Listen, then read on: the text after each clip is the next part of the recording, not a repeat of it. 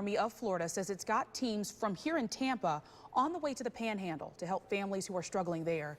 Many people are still without power tonight in that area. Our Eric Waxler is live at Florida State University in Tallahassee with the efforts to get things back to normal there. Eric?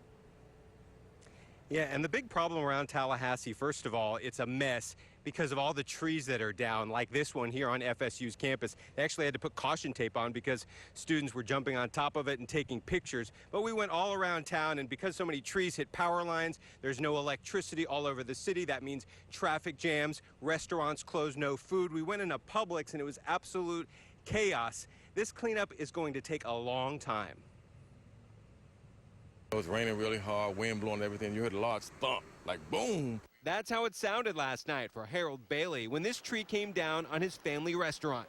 Fortunately, that gap is where his Jeep was parked and it wasn't damaged. But the tree will cost him about $1,000 to remove. It could have destroyed everything. No one lost their life, at least not that I know of. So that's always a good thing.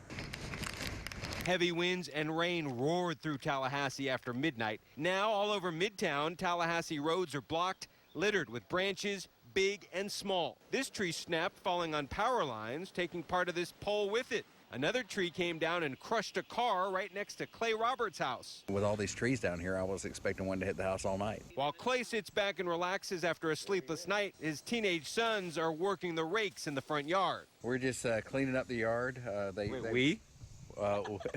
Well, someone has to supervise. While most restaurants around town are closed, Harold says Chicago Chicken and Grill stayed open last night and will be serving more chicken wings today. The wings, the sauce, the flavor is great. You got to try some.